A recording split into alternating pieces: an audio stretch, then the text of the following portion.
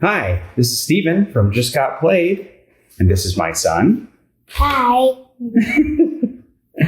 And today we wanted to talk to you a little bit about Grandpa Beck's Skull King. So I'm going to tell you how the game is played, and then we're going to come back and tell you what we thought about it, okay? Okay. Skull King is a trick-taking game for 2 to 6 players. It says it's ages 8 and up, but we actually play it with younger kids than that. So you can see there are several printings of this game. This is not the most recent version, but this one does have the legendary expansion, Mermaid's Loot and the Kraken. There's a new printing that I think has the White Whale or something else like that. All right, so it's a trick-taking game, and in the game, there are lots of different cards. So there are suits. There's a green suit, so this yellow treasure, gold suit, whatever that's called, and this purple suit. And the numbers in these suits go from 1 to 14. And then there's another numbered suit, which are the Jolly Roger cards. So these are basically trump. So these cards, and then there's also what we call special cards. So there are pirate cards. There are escape cards. There's the Skull King. And then there's also the Tigress. So it's a trick-taking game, and you're bidding on the number of tricks you think you're going to take. So simultaneously, everybody flips over a card to say how many tricks they're going to take that round. And if you take that exact number of tricks, you get points for the tricks that you take.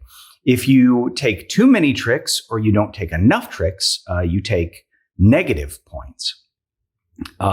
Negative 10 points for each trick that you missed by. You can also bid 0, and 0 is pretty interesting because you get 10 points per trick in the hand if you get it, but then you get negative that many points if you don't make it. And that's important because it's played over 10 rounds, 10 hands. And in the first round, there's only 1 card, and then 2, then 3, then 4, all the way up to 10. So when you get to the last round, if you bid 0 in the last round, you're going to either get 100 or negative 100 points. There are some extra points that you can get in the game as well. So for instance, if you were to take the 14 of one of the regular colored cards, it's worth 10 points at the end of the round. If you were to take the Jolly Roger 14, it's actually worth 20 points. Now, when a suit is led, you have to, if a numbered card is led, you have to follow that suit.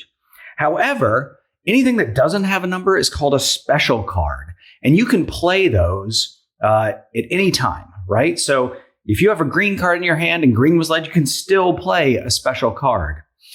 So if you play a pirate beats any numbered card. And an escape card basically says, I'm out of the trick. I'm not going to take this trick.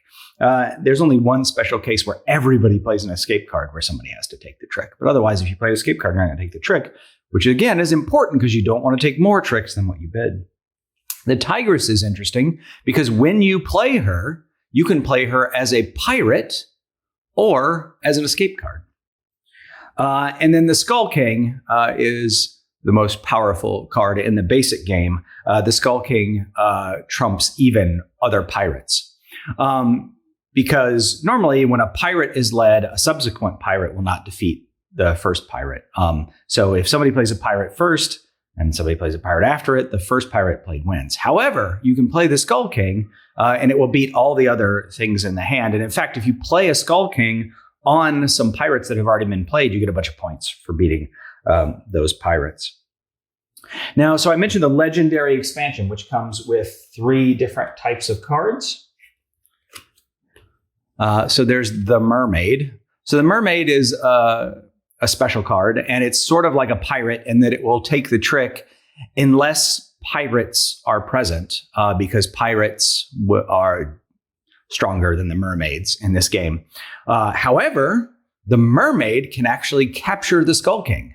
So if the Skull King is played in a trick and you've played the mermaid, you win that trick, even if there were pirates in the trick. So there are 2 mermaids in the deck. There are also 2 loot cards. Loot cards are essentially escape cards, except they have this special rule that the person who played the loot card and the person who captured the loot card in the trick, if both those people make their bid, you get extra points. There's also the Kraken. So the Kraken basically nullifies the entire trick. No matter what cards were played, that trick just gets discarded. Nobody wins that trick. So when the Kraken is in play, you don't even know how many tricks are going to be won that round necessarily. And of course, even when you're at 10 cards per player, not every card in the game is going to be in play. So you never really know if the Kraken is in play. Interestingly, the game also comes with some blank cards, so you can make your own. You can make your own cards for that if you want to. I just printed that on sticker paper and stuck it on the cards.